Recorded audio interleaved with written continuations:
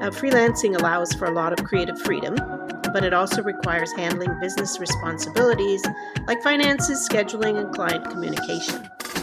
How have you learned to balance these practical demands without losing your sense of creativity, passion, or personal identity? Yeah, it's very challenging, especially I'm not I can do numbers and math because I study hard and work hard at it, but it's not as intuitive for me. My suggestion, and again, I think everyone's different. I know some freelancers and business owners who are like, every Monday I do accounting and every Tuesday I do client communication. They really regiment it. It doesn't work for me that way. I think it's more consistent and less draining to do a little bit every day. This is like a real world example. I use this tool called Dext for even just scanning my receipts, and it goes like right to my accountant, and I just scan them as I go. And otherwise, like the tax season as a freelancer can be super stressful, and you spend like a month trying to organize all of your receipts. So for me, just doing like little bits throughout my day for all areas of the business also allows me to have space for creativity every day, because I'm not bogged down with admin things that I don't necessarily enjoy as much. Yeah. A skill that's always brought up to me to take advantage of is automating a little bit more. And I know business owners do it. They have automated, Instagram messages, automated emails, automated calendar things. And I really liked that I did everything myself, that I had a human touch to everything. I thought it helped me stand out. And it does in some ways, but it can be exhausting if you actually have to, write that email thoroughly. And I write like hundreds of emails in a week. So I'm trying to look at what I can automate, but still have it be personal and be in my tone of voice.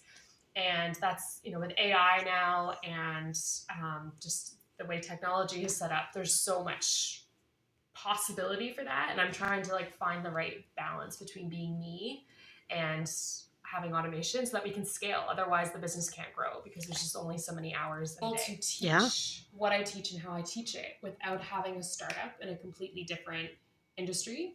So the first business I had that I've mentioned earlier was an education technology. It had nothing to do with the arts. Now, honestly, my heart wasn't in it, but I learned so much about investment and getting customer feedback and making a product have product market fit. And then I was like, I've learned a lot, but I need to get back to what I love to do, which is performing myself and then helping in education and being involved in the arts.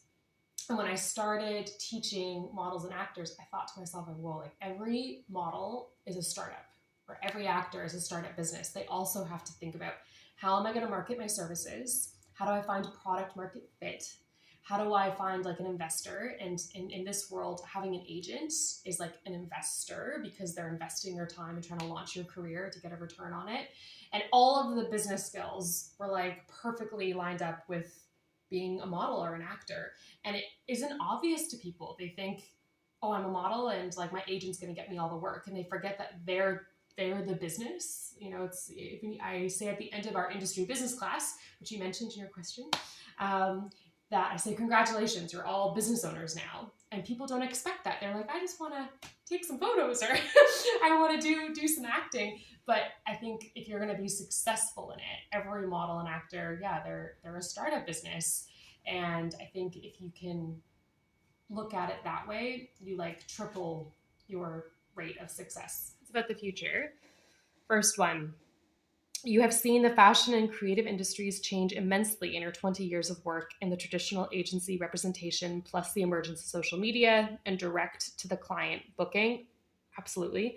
Resting on what you are currently looking at, what do you believe are the new trends or capabilities that the creative freelancer will need to acquire in 5 to 10 years to remain competitive and viable? See that Elevation Hall, we both have an academy side of the business and an agency side of the business.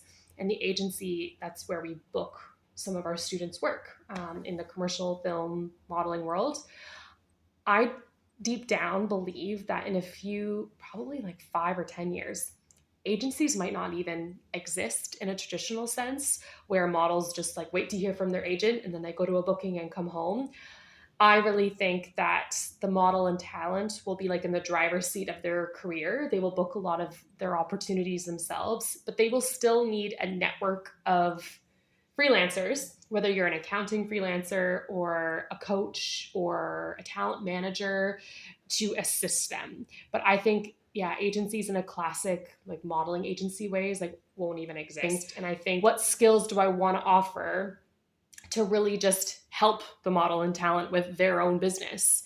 And so I think if every talent agent can get more savvy with business, like entertainment law is like a course that I'm looking at right now. I'd love to do at OSCA. There's an entertainment law course to figure out how to better negotiate contracts. So I think all of that, but going back to, yeah, within 5 to 10 years, remain competitive and viable. I think the position that an agent is in is going to be radically different.